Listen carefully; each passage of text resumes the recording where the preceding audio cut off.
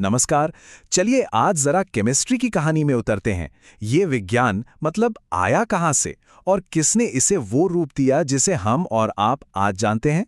आइए इस दिलचस्प सफर की शुरुआत करते हैं। अरे, ये लाइन तो हम सबने कभी ना कभी सुनी ही होगी, है ना? केमिस्ट्री बड़ी बेवफा है, रात को पड़ी और सुबह सफा। पर क्या सच में ऐसा है? या हो सकता है कि हम इसकी कहानी ही ठीक से ना जानते हो? तो चलिए आज इसकी बेवफाई का राज जानते हैं। तो चलिए शुरू करते हैं। हर कहानी की तरह केमिस्ट्री की कहानी भी उसके नाम से ही शुरू होती है।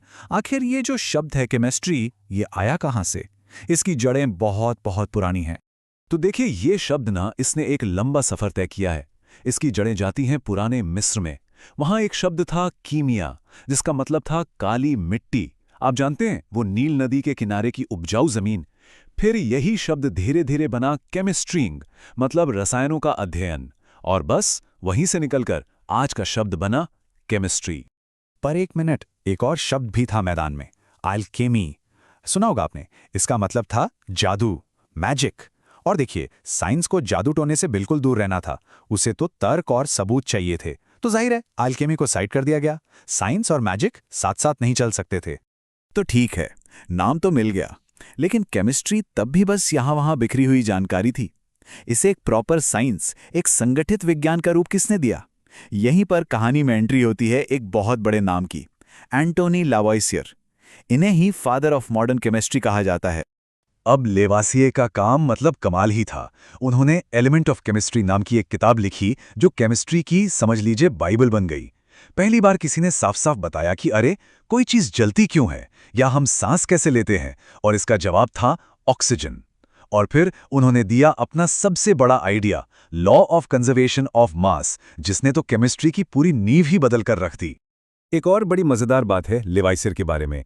उनका दबदबा ऐसा था कि उन्होंने उन एलिमेंट्स को भी नाम दे दिया जिन्हें खोजा किसी और ने था।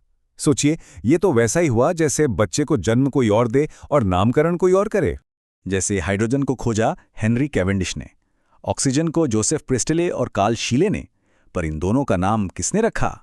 जी हाँ, लेवॉइसियर ने। हाइड्रोजन और ऑक्सीजन, ये नाम उन्हीं की देन है। मतलब एक तरह से उन्होंने कहा, ठीक है, खोजते रहो तुम लोग, नाम तो मैं ही रखूंगा। तो चलिए उनके सबसे फेमस नियम पर आते हैं। Law of conservation of mass, या द्रव्यमान संरक्षण का नियम। यह आइडिया उस वक्त के लिए रेवोल्यूशनरी था। बहुत सिंपल सी बात है, किसी भी केमिकल रिएक्शन में मैटर यानी पदार्थ न तो पैदा होता है और न ही खत्म होता है, बस रूप बदलता है। जितना वजन शुरू में, उतना ही आखिर में। इसको ना बहुत आसानी से समझ सकते हैं। मान लीजिए आपने 1 लीटर दूध लिया और उसमें 1 लीटर पानी मिला दिया, तो टोटल कितना हुआ? अरे भाई, 2 लीटर, है ना? ऐसा तो नहीं कि वो 1.5 लीटर हो जाएगा या 2.5 लीटर। जितना डाला उतना ही मिला, कुछ भी हवा में गायब नहीं हुआ। बस यही है law of conservation of mass. लेकिन रुकिए, लेवसियर इस कहानी के अकेले हीरो नहीं थे। उनके साथ एक और शख्स थी, एक ऐसा नाम जिसे इतिहास अक्सर भुला देता है। और सच कहूं तो उनके बिना लेवसियर का काम शायद हम तक पहुंचता ही नहीं। अब वक्त है मदर ऑफ केमिस्ट्री से मिलने का। इनका नाम था मैरी एन पॉल्जे लेवासियर।